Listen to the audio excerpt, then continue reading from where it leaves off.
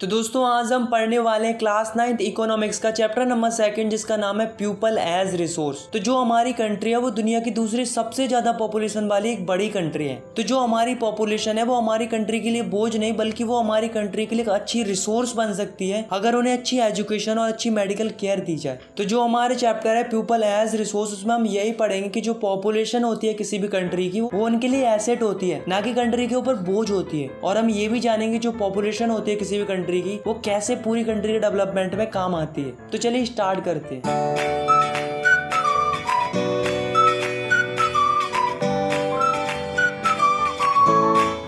तो जो हमारा चैप्टर है उसकी शुरुआत होती है ह्यूमन कैपिटल से। तो ये ह्यूमन कैपिटल क्या होती है? तो ह्यूमन कैपिटल का मतलब होता है कि the people who have knowledge and skills to do some productive work, such people are called human capital. मतलब ऐसे लोग जिनके पास अच्छी नॉलेज होती है और स्किल्स होती है कोई भी प्रोडक्टिव काम करने की, ऐसे लोगों को हम कहते हैं ह्यूमन कैपिटल। तो भाई ये तो बता दो कि आखिर ह्यूमन कैपिटल बनती कैसे है? तो ह्यूमन कैपिटल को जनरेट करने के लिए दो चीजों की जरूरत पड़ती है, पहली है एजुकेशन और दूसरी है हेल्थ। अब यार आप खुद ही सोचो, अगर किसी को अच्छी एजुकेशन और अच्छी मेडिकल केयर मिलेगी तभी तो वो अपनी लाइफ में प्रोग्रेस कर पाएगा। वहीं दूसरी ओर अगर किसी को एजुकेशन और मेडिकल केयर नहीं मिली तो क्या वो अपनी लाइफ में आगे बढ़ पाएगा? नहीं ना।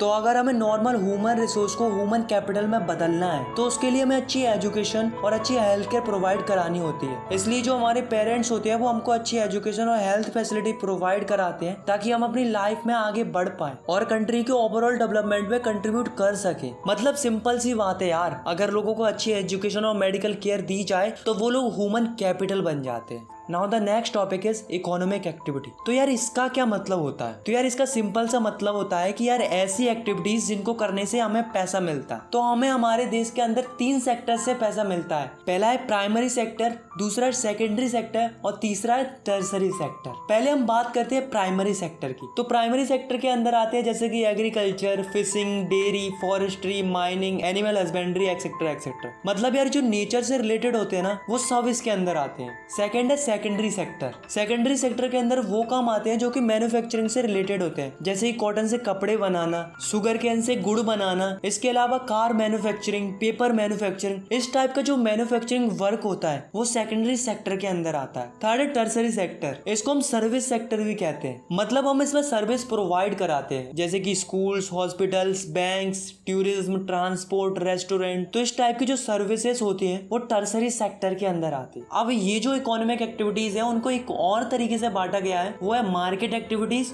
और non market activities. Market activities वो होती है जिन्हें करने से हमें पैसा मिलता है, मतलब ये हम पैसा कमाने के लिए करते हैं। और नॉन मार्केट एक्टिविटीज वो होती है जिन्हें करने से हमें कोई पैसा नहीं मिलता। जैसे कई सारे फार्मर्स होते हैं वो अपनी फसल खुद की जरूरत के लिए उगाते हैं, अपने खाने पीने के लिए। तो ये किसके अंदर आता है? नॉन मार्केट एक्टिविटी के अंदर आता है। अब दोस्तों हमारी कंट्री के अंदर एक मेजर प्रॉब्लम है जो कि कई सालों से चली आ रही है और आज भी हमें अपनी कंट्री के अंदर देखने को मिलती है। तो वो प्रॉब्लम है division of labour between man and women. तो आपने देखा होगा कि जो हमारी कंट्री है उसके अंदर ऐसा होता है कि जो घर के कामकाज होते हैं उन्हें महिलाओं को करने पड़ते हैं और जो घर से बाहर जाकर पैसे कमाने का काम होता है उसे पुरुष करते हैं। और आपने ये भी ऑब्जर्व किया होगा कि जो मैन होते हैं उन्हें ज्यादा पैसे मिलते हैं, वहीं जो फीमेल्स होते हैं उन्हें वही काम के कम पैसे मिलते हैं। ऐसा जनरली अनऑर्गेनाइज सेक्टर में देखने को मिलता है। अब यार आप खुद ही सोचा ऐसा आखिर होता क्यों होगा? तो ऐसा इसलिए होता है क्योंकि जो फीमेल्स होती है उन्हें जनरली कम पढ़ाया जाता है जिसके कारण उनकी स्किल्स भी उतनी अच्छी नहीं हो पाती है और इन्हीं 2 रीजंस के कारण उनकी इनकम भी कम रह जाती है। लेकिन अब ये धीरे धीरे कम होता जा रहा है क्योंकि हमारी कंट्री अब डेवलप हो रही है और जो हमारी गवर्नमेंट है वो भी काफी ज्यादा प्रयास कर रही है इस चीज को खत्म करने के लिए। क्योंकि एक बात तो हम सभी लोग जानते ही हैं कि अगर वुमेन्स को भी अच्छी एजुकेशन और अच्छी स्किल्स मिल जाए तो वो भी अच्छा कमा सकती हैं और हमारी कंट्री के ओवरऑल ग्रोथ में एक अच्छा कंट्रीब्यूशन कर सकती है। Quality of population. तो क्वालिटी ऑफ पॉपुलेशन 2 चीजों पर डिपेंड करती है, पहली है लिटरेसी रेट और दूसरी है हेल्थ ऑफ अ पर्सन। तो पहले हम बात करते हैं लिटरेसी रेट की। तो लिटरेसी रेट का मतलब होता है कि पूरी पॉपुलेशन में से कितने लोग पढ़ या लिख सकते हैं। तो पहले हमारी इंडिया की लिटरेसी रेट बिल्कुल अच्छी नहीं थी, लेकिन जैसे जैसे समय निकलता गया हमारी इंडिया की लिटरेसी रेट बढ़ती गई। अच्छा आप खुद ही देखो 1951 में हमारी इंडिया की लिटरेसी रेट थी 18%, मतलब पूरी पॉपुलेशन में से मात्र 18% लोग ही पढ़ लिख पाते थे। और 1992 में हमारी लिटरेसी रेट बढ़कर हो गई 52% और हाल ही में 2020 में हमारी इंडिया की लिटरेसी रेट थी 77.7%। तो इसका क्या मतलब है कि जो हमारी लिटरेसी रेट है वो बढ़ रही है, लेकिन अभी भी इम्प्रूवमेंट की जरूरत है क्योंकि एजुकेशन काफी ज्यादा इंपॉर्टेंट इम्पोर्टेंट रोल प्ले करती है किसी भी कंट्री के ओवरऑल डेवलपमेंट के लिए। और हम भी यही चाहते हैं कि इंडिया के अंदर ज्यादा से ज्यादा लोग पढ़ लिख पाए। इसके लिए जो हमारी गवर्नमेंट है उसने भी काफी ज्यादा एफर्ट लगाए थे एजुकेशन को बढ़ावा देने के लिए। पहली चीज गवर्नमेंट ने क्या किया कि इंडिया के अंदर सर्व शिक्षा अभियान चलाया, जिसके तहत 6 से 14 साल के बच्चों के लिए एजुकेशन जरूरी है और वो फ्री ऑफ कॉस्ट प्रोवाइड कराई जाएगी। सेकंड, गवर्नमेंट के द्वारा स्कूलों के अंदर मिड डे मील स्कीम चलाई गई, जिसके तहत बच्चों को पढ़ाई के साथ साथ दोपहर का खाना भी दिया गया, जिससे फायदा क्या हुआ कि उनकी अटेंडेंस भी इंप्रूव हुई और उनका न्यूट्रिशन लेवल भी इंप्रूव हुआ। थर्ड, गवर्नमेंट ने छोटे छोटे बच्चों के अलावा बड़े बच्चों पर भी ध्यान दिया और कई सारी यूनिवर्सिटीज और कॉलेजेस को खोला गया, जिससे उनकी हायर एजुकेशन भी इंप्रूव हो सके।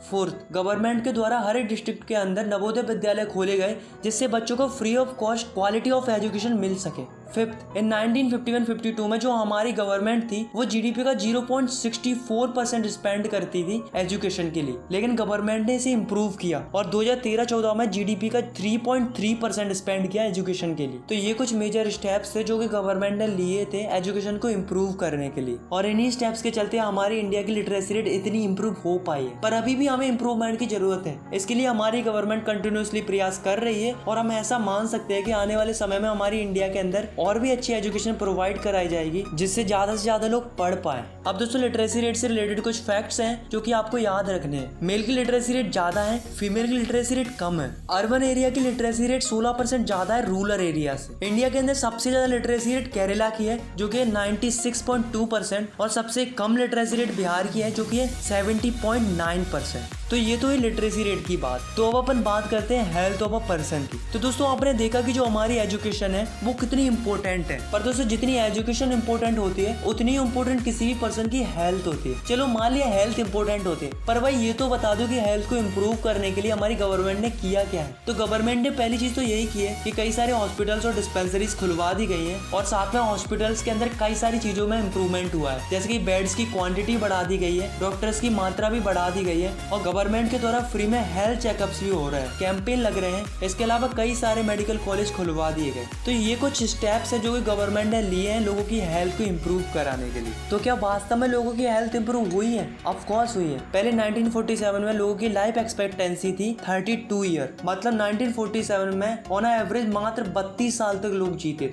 और 2021 आते आते लोगों की लाइफ एक्सपेक्टेंसी बढ़कर हो गई 70.8 years. Now the next topic is unemployment. तो यार अपन बात करने वाले हैं कि अगर अनएम्प्लॉयमेंट क्या होता है। तो अनएम्प्लॉयमेंट का सीधा सा अर्थ होता है बेरोजगारी, मतलब किसी को काम चाहिए लेकिन उसको काम मिल नहीं रहा है, तो उसे हम कहेंगे अनएम्प्लॉयमेंट। और अनएम्प्लॉयमेंट 3 टाइप्स का होता है। पहला तो सीजनल अनएम्प्लॉयमेंट, और दूसरा होता है डिस्गस्ड अनएम्प्लॉयमेंट, और तीसरा होता है एजुकेटेड अनएम्प्लॉयमेंट। तो पहले अपन बात करते हैं सीजनल अनएम्प्लॉयमेंट की। तो सीजनल अनएम्प्लॉयमेंट वो होता है कि जब किसी के पास साल के कुछ महीनों में काम होता है और बाकी बचे हुए महीनों में वो फ्री बैठा रहता है, तो इसको हम सीजनल अनएम्प्लॉयमेंट कहें। जैसे मान लो कोई मूंगफली वाला है, तो वो मूंगफली कब बेचता है? जब मूंगफली का सीजन आता है, और बाकी महीनों में क्या करता है? फ्री बैठा रहता है। तो ये किसका एग्जाम्पल है? सीजनल अनएम्प्लॉयमेंट का एग्जाम्पल। अब अपन बात करते हैं डिस्गस्ड अनएम्प्लॉयमेंट की। जैसे मान लो एक खेत है, उसमें 5 लोग काम कर रहे हैं, लेकिन जरूरत केवल 3 लोगों की है, तो जो बचे हुए 2 एक्स्ट्रा लोग हैं जिनका होना या ना होना कोई मैटर नहीं करता, तो ये 2 लोग किसके अंदर आएंगे? डिस्गस्ड अनएम्प्लॉयमेंट के अंदर है। लास्ट है एजुकेटेड अनएम्प्लॉयमेंट, जो कि अर्बन एरिया में देखने को मिलता है। तो एजुकेटेड अनएम्प्लॉयमेंट क्या होता है कि जैसे मान लो हमने अपनी लाइफ में बहुत अच्छे से पढ़ाई की, अच्छे से ग्रेजुएशन की, हमने खूब मेहनत की, उसके बावजूद भी हमें जॉब नहीं मिली, तो ऐसे कहते हैं एजुकेटेड अनएम्प्लॉयमेंट। अब अपन बात करते हैं कि अगर अनएम्प्लॉयमेंट की वजह से लोगों पर और कंट्री पर क्या इफेक्ट पड़ता है। Effect of unemployment. फर्स्ट,